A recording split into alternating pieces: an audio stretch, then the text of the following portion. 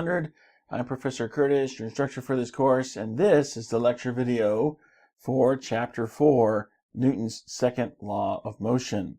Let's get started. To understand Newton's second law of motion, we first need to understand the difference between mass and weight. These are two related concepts, but they are very, very different. Mass is the amount of matter that an object possesses.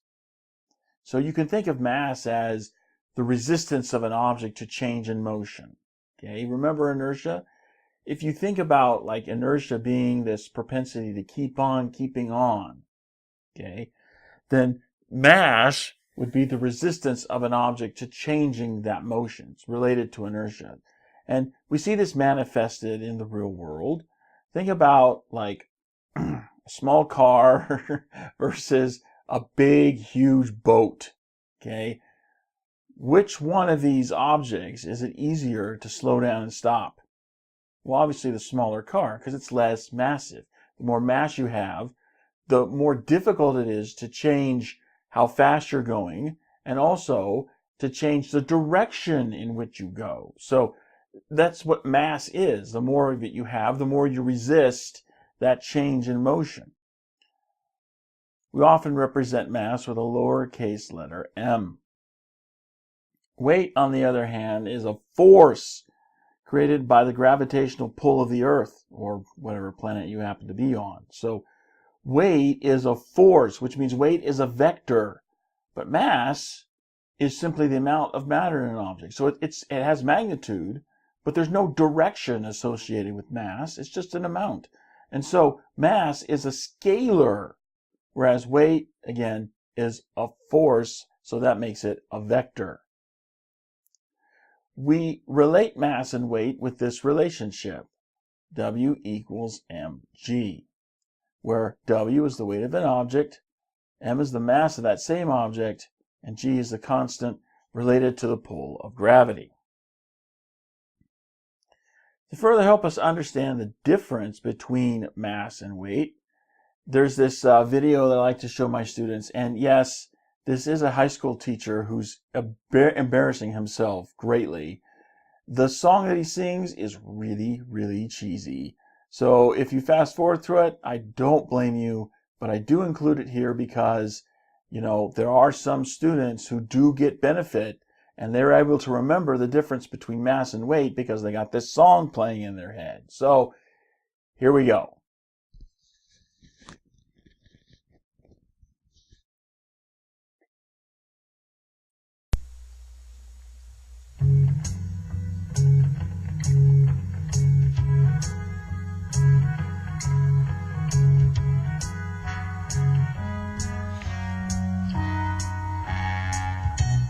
Mass versus weight, two measures for an object. They're not the same, let's all see why. To determine the mass, we use a balance to do it. We use a scale to measure weight.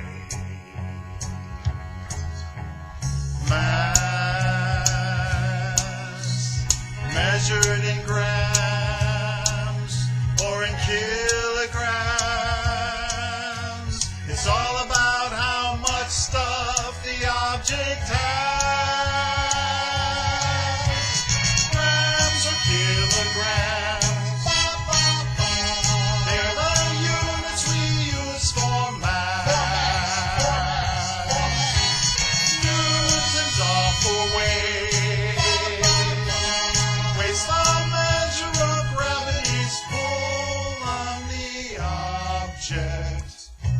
So you can see, mass and weight aren't the same thing. Weight is the measure of gravity's pull.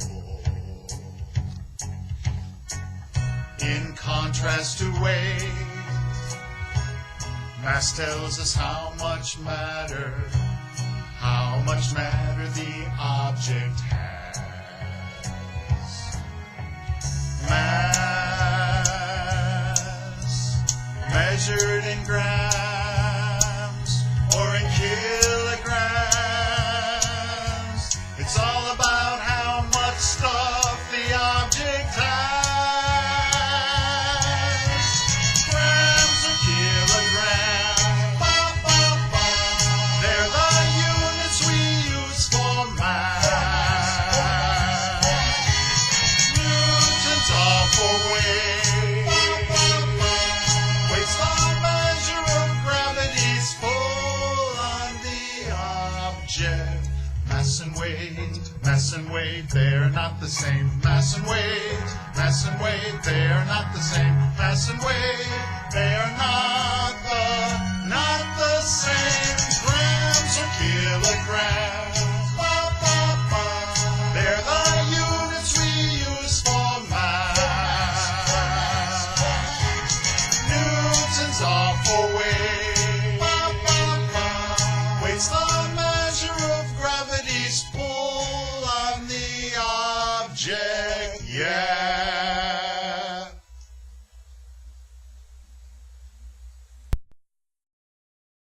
Like I said, super cheesy, and if you know anything about Neil Diamond's music, you will never, ever hear him the same again.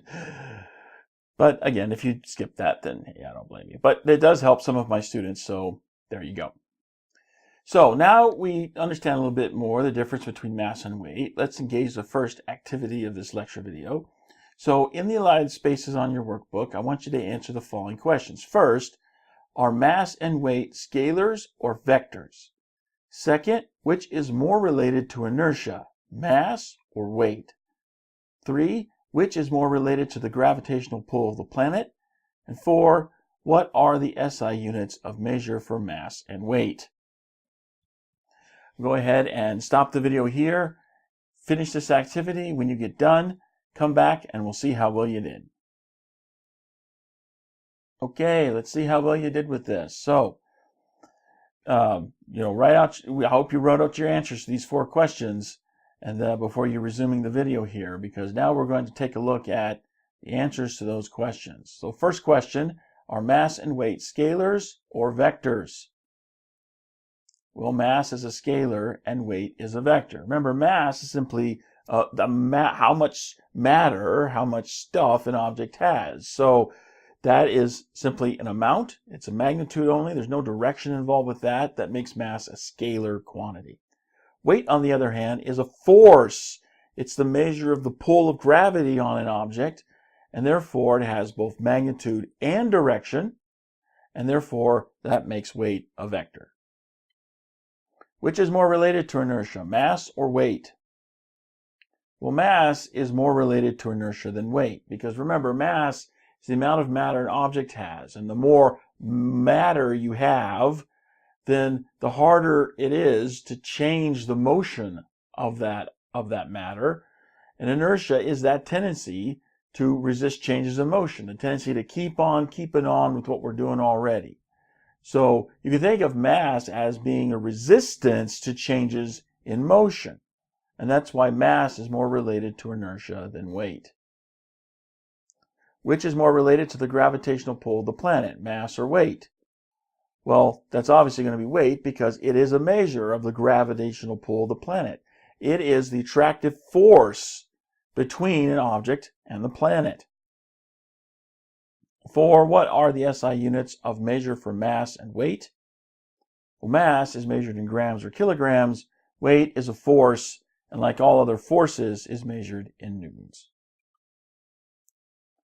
This brings us to Newton's second law of motion. So in his experiment, Sir Isaac Newton made 2 related observations. The first of those observations is that acceleration is directly proportional to force. The more force he applied to an object, the greater the acceleration that object was able to have. The second observation he noticed is that acceleration was inversely proportional to mass. In other words, the more massive an object is, the less likely it is to accelerate. So Newton summarized these observations in his second law of motion. Sum of the forces equals mass times acceleration. This is Newton's second law of motion. Recall that sigma F, the sum of the forces, is exactly that. It's the sum of the forces acting on the object. It's the net force acting on the object, because that's how we define net force, the sum of all the forces acting on an object. M, of course, is the mass of the object. A is the acceleration of that same object. So we see that the net force acting on an object will be greater if the mass is greater. The acceleration imparted on an object will be greater if the net force is greater. But if the mass is greater and the net force doesn't change, then that means the acceleration has to decrease. It has to go down. Likewise, with the same net force, if you decrease the mass, you're going to increase the acceleration. Let's return to the aircraft example that we saw in an earlier lecture and apply Newton's second law of motion. So in that example problem we looked at, we determined that the acceleration during a 10-second interval of acceleration was 6 meters per second squared. If the mass of the plane, and that's everything that's on the plane, including and as well as the plane itself, is 5,000 kilograms, what net force is required to produce that acceleration? Well, note that here's our unit conversion here. 1 Newton is going to be equal to 1 kilogram meter per second squared. So we've got our net force, which is the sum of the forces, equals mass times acceleration. That's Newton's second law. The mass we're given is 5,000 kilograms. The acceleration that we calculated from the earlier lecture problem, 6 meters per second squared, multiply those together and we get 30,000 newtons. Now, 30,000 newtons is the same as 30 kilonewtons. One of the advantages to using the SI system is that we can shorten up the big numbers that we sometimes find in scientific calculations. So kilo is just an expression. It's a prefix there that you put on the unit, and it means 1,000. So instead of saying 30,000, you say 30 kilo. So 30,000 newtons is the same as 30 kilonewtons. Is 30 kilonewtons the additional thrust the jet engine must provide to make this acceleration? I'm pausing because I'm hoping you're giving an answer. It's yes or no, so if you don't know, just go ahead and take a pick. Flip a coin if you have to. Come on, say something. Well, I hope you said the answer is yes, because remember, the engines were already existing thrust, okay, in order to get the plane to move at the initial velocity for our problem. And then the passengers wanted you to hurry it up, put the pedal to the metal, so to speak, and so you increased the velocity, and it was that increase in velocity, that acceleration period that you had, you need additional thrust for that. That's the 30 kilonewton thrust that was provided to give you that acceleration. There are forces, of course, that resist motion, and one of the most common that we see is friction. Friction is a resisting force when you have two interacting surfaces that are opposing and they're contacting each other. Okay, friction has to have contact with the body. Okay, it doesn't exist because you get a little close. You have to actually have an interface between two bodies, and that means you have to make contact. And we usually denote the friction force with a lowercase letter f. Now, there's two types of friction. So for those of you who like chocolate and vanilla ice cream, there's two flavors of friction. The first flavor is static friction. Static friction is friction that resists the motion of a stationary object. So when you're pushing on something that's stationary and trying to get it to move, the initial friction that you're running up against is static friction. Friction that prevents a stationary object from beginning to move. The second type of friction is kinetic friction. This is friction that resists motion of a moving object. So while you're moving against a surface, there's friction that's resisting that continued motion, and that is kinetic friction. So static friction resists you when you're just starting to move. Kinetic friction resists your motion when you're already in motion. Now, in both cases, static friction and kinetic friction, the friction will always oppose the motion at the point of interaction. Remember, you have to have contact in order for friction to play a part in your game. So, you have to look at the point of interaction to see which direction your friction force is going to be pointed. It always resists the motion at the point of interaction. So, if at the point of interaction your motion is pointing up, then your friction force is going to point down. If at the point of interaction your friction force is, your motion vectors to the left, then your friction force is going to be to the right. It always resists the motion at the point of interaction. So, with that in mind, pause the video here, and in your workbook, go ahead and draw the friction force for each of these different objects in the correct direction. And then when you get done, resume the video and we'll review how you did. Okay, I hope you didn't take too long with that. Let's take a look at each one of these examples, and hopefully you drew that friction force right. So in the first example there on the left, man's pushing a box against the floor. He's pushing towards the right, so that means our friction force is going to move to the left. Next, in the middle, we have a weight, falling object. That weight vector is pointed down because that's the way gravity's pulling it down. And so the friction force, the air drag around the edge of the bag, is going to be pointed up in the opposite direction. And finally, we have the tire on an automobile. The vehicle is moving there towards the right, so therefore the friction force is going to move also to the right. Did you draw it to the left? You may be a little wondering. It's like, whoa, wait a minute. I thought you said friction resists our motion. If we're moving to the right, how can the friction vector be in the same direction? Well, let's take a look at that for a minute. Remember when I said when you're looking for the direction of the friction force, always look at the point of interaction. Well, where's the point of interaction here? With the tire, it's the point at which the tire touches the road, the ground. And so that's the point of interaction that you need to be looking at. Now, which direction is the tire moving? Forget about the motion of the vehicle for a moment. Which direction is the tire moving at the point of interaction? At that point of interaction, the tire is moving to the left, because in order for the vehicle to move to the right, that tire has to rotate in a clockwise motion. And that means when it gets down to the floor, that tire is going to be moving to the left. Friction at that point of interaction will resist the motion, and therefore the friction force is in the opposite direction towards the right. Now, we observe that the friction force is moving in the same direction as the vehicle. And so what we learn from this is that friction is actually pushing your vehicle forward. Friction is helping you to move in your car.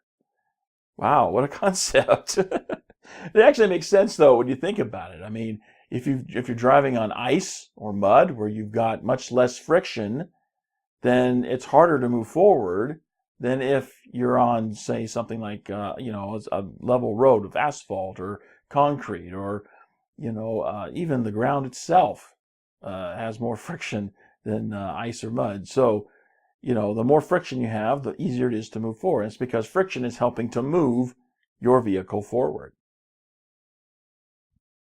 Let's look for a minute at the drag on falling objects. This is another type of friction, and we saw that a little bit in the activity, but let's look at it a little bit closer.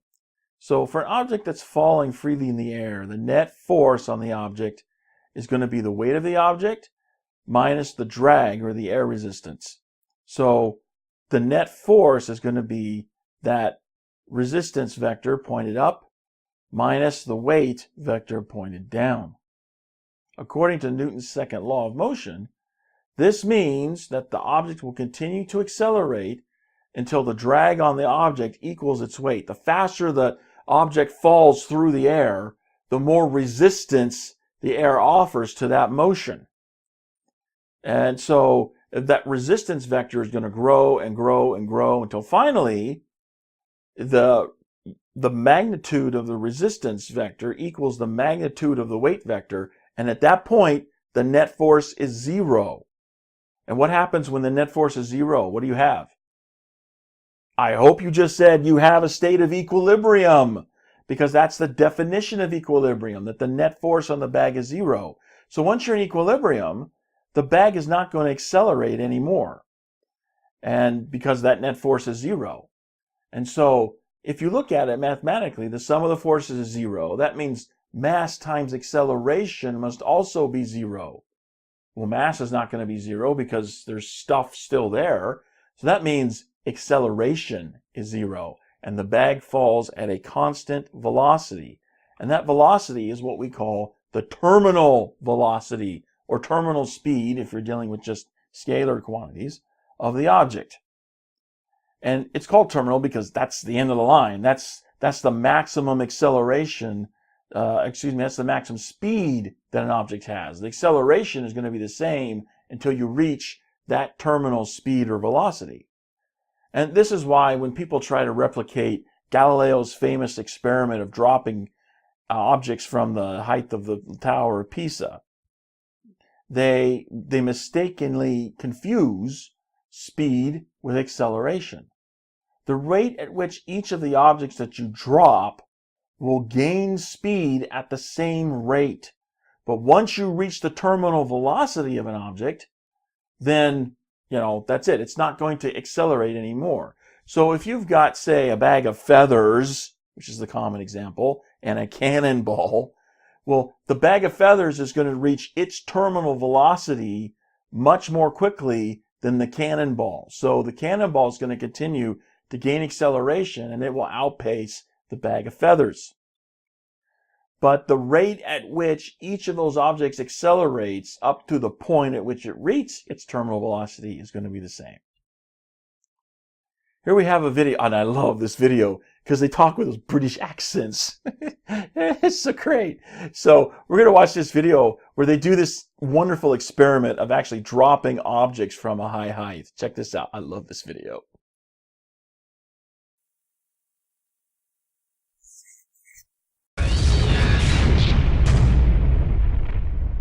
The Brainiac Hall of Fame is a fitting tribute to some of the men who have pushed forward the boundaries of science. Men like Einstein, Sir Isaac Newton, Derek Acorah, and of course, John Tickle. But today, we're here to solve a problem between two of the brightest stars of science, Galileo and Aristotle. They couldn't agree on one of history's most burning questions. Do heavy objects fall quicker than light objects?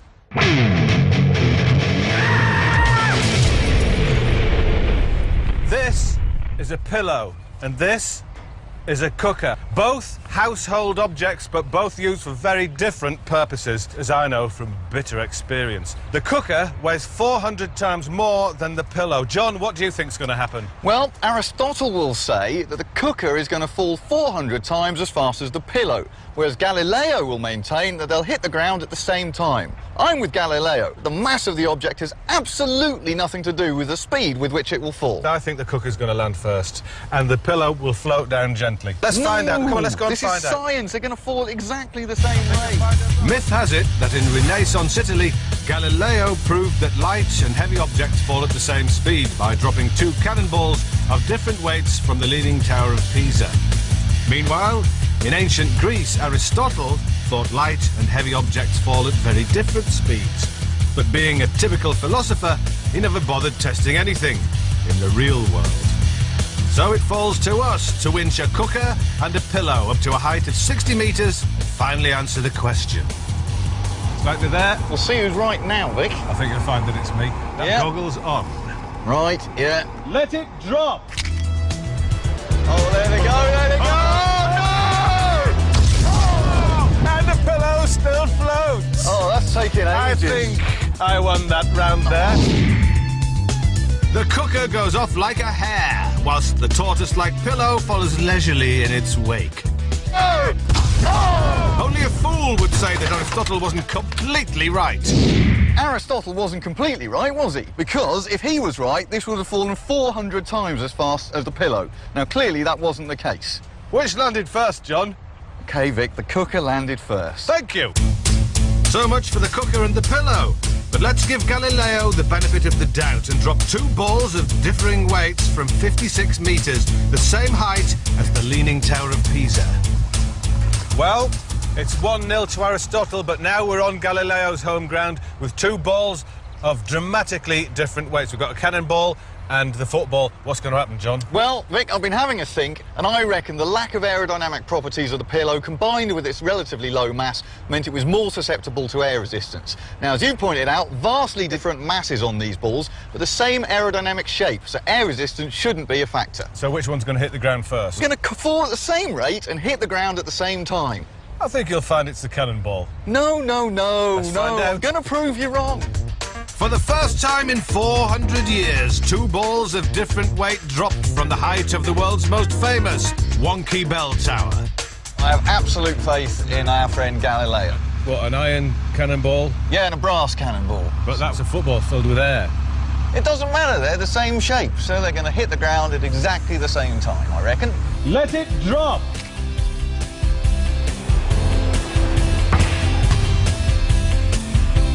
Well, all right. So, another result that only a man who's taken complete leave of his senses wouldn't describe as a total victory for Aristotle. Which landed first? Well, technically the cannonball. Got a theory. Technically, it did. I've got a theory about it, though. Yeah? Light objects like the football will only accelerate for a certain amount of time until air resistance counteracts the acceleration due to gravity, and it'll reach its steady speed, known as the terminal velocity. With a heavy object like the cannonball, air resistance isn't such a factor. It won't reach its terminal velocity. So what do we do about that? We'd like to have the experiment in an airless vacuum, and then air resistance wouldn't be a factor. Well, we couldn't arrange for an airless vacuum in our car park. Instead, we've got a heavy lorry wheel and an even heavier Daewoo Nexia. 2 objects unavailable to either Galileo or Aristotle. The object's heaviness will, according to John, counteract air resistance over the 60-metre drop, and we should finally know which of the old boffins was right. Ready? 3, 2, 1, let it drop! Oh, come on! In your face, Aristotle!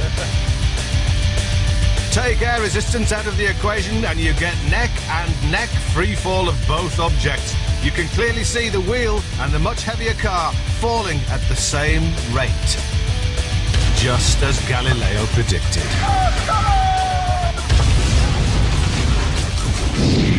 I knew that was going to happen. You know what it was? No. Aristotle wasn't a proper scientist, he was a philosopher. Yeah. Galileo knew that you had to do experiments. Aristotle just thought he could know about the world by thinking about it. John, yak, yak, yak. Conclusive proof that Galileo was correct. Absolutely, yes. Oh, I just love that video. And I love the little thing at the end. In your face, Aristotle! Oh, yeah, it's the best. But notice how on that last run that they did, that the tire and the car were falling together. Okay, that's because they actually calculated it out. So the increase in air resistance for the car would be proportionally the same increase in air resistance for the tire, and so they were actually falling together, accelerating at the same rate, and they were falling together there. The center of mass for each of those objects was right in line with each other all the way down to the bottom. I mean, it was just, oh, it was beautiful. I loved it. I loved it. Oh, that's great. So I hope you enjoyed that video, and that brings us to the end of this lecture video. So I hope you were able to find it helpful. Thanks for watching, and we will see you in the next video.